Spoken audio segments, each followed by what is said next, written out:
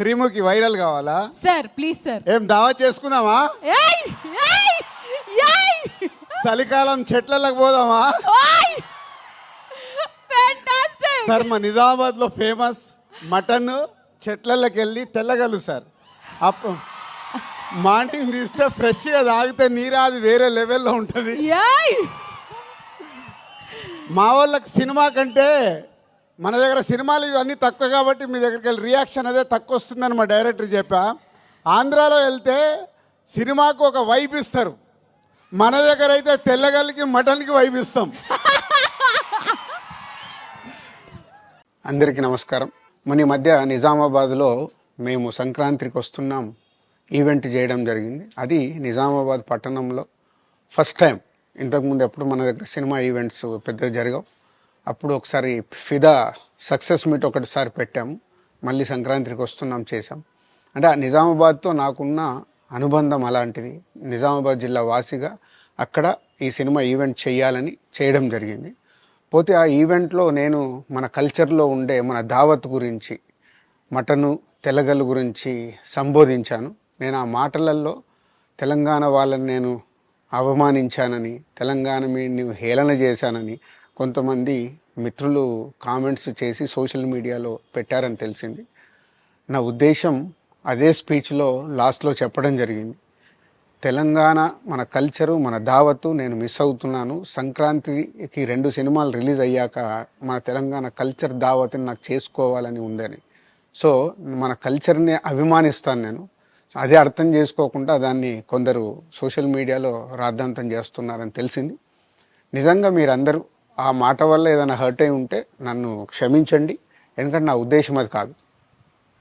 ఎందుకు చెప్తున్నానంటే, నేను నిజామాబాద్ జిల్లా బాన్సువాడలో ఫిదా అనే సినిమా షూటింగ్ చేసి ప్రపంచవ్యాప్తంగా ఆ ఫిదా సినిమా ఎంత అప్లాజ్ వచ్చింది, భానుమతి క్యారెక్టర్కి, మన తెలంగాణలో ఉండే కల్చర్కి, ఆ సినిమా ఎంత ఒక ఫ్యామిలీ ఎమోషన్స్కి ఎంత విలువ ఇస్తామనేది చెప్పడం జరిగింది ఆ సినిమాలో. అది ప్రపంచవ్యాప్తంగా ఫిదా సినిమా ఎంత పెద్ద హిట్ అయిందో మీ అందరికీ తెలుసు. అలాగే బలగం అనే సినిమా తీసినప్పుడు తెలంగాణ సమాజం మొత్తం మమ్మల్ని అభినందించింది. తెలంగాణ ప్రజలందరూ ఆ సినిమాను ఆదరించి ఇది మా సినిమా అని గుండెలకు హత్తుకున్నారు. అన్ని రాజకీయ పార్టీలు ఆ సినిమాని అప్రిషియేట్ చేస్తూ మమ్మల్ని ప్రతి ఒక్క స్టేజ్ దగ్గర తీసుకెళ్ళి అభినందించారు, అన్ని రాజకీయ పార్టీలు. సో ఒక తెలంగాణ వాసిగా ఒక తెలంగాణని అభిమానించే నేను తెలంగాణని హేళన చేస్తానని ఎలా అనుకున్నారో నాకు తెలియదు. పోతే దాంట్లో ఏదైనా మీ కమ్యూనికేషన్లో తప్పుగా అర్థమైంటే నన్ను క్షమించండి. మీ మనోభావాలు ఆ కొందరు ఎవరైతే దెబ్బతిన్నాయని అనుకుంటున్నారో వాళ్ళందరికీ నా విజ్ఞప్తి, మీ మనోభావాలు దెబ్బతింటే నన్ను క్షమించండి. ఇప్పుడు నేను ఒక సినిమా ఇండస్ట్రీ ఫెటర్నీ నుంచి ఎఫ్డిసి చైర్మన్గా అయ్యాను. సో మీ అందరికి తెలుసది.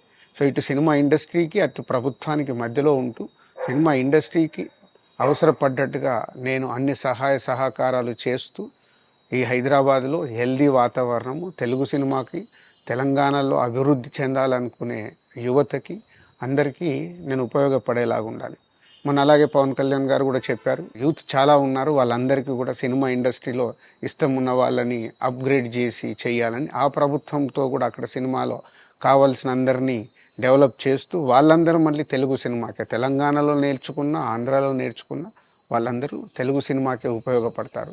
సో అందరికీ తెలంగాణలో ఉండే అన్ని రాజకీయ పార్టీలకి నా విజ్ఞప్తి, నన్ను రాజకీయాల్లోకి లాగకండి. అలాగే ఎఫ్డిసి అనేది కూడా సినిమాకి ఉపయోగపడే లాంటి అభివృద్ధి పనుల గురించి అవే చేస్తాను తప్పితే అది రాజకీయాలకు సంబంధించింది కాదు. ఎఫ్డిసి కానీ నేను కానీ సినిమాలకే ఉపయోగపడతాము. ఇది అన్ని రాజకీయ పార్టీలు అర్థం చేసుకొని ఫర్దర్గా నన్ను ఇలాంటి అవసరం లేని వీటిలోకి లాగకూడదు అని మీ అందరికీ, అన్ని రాజకీయ పార్టీలకు నా విజ్ఞప్తి.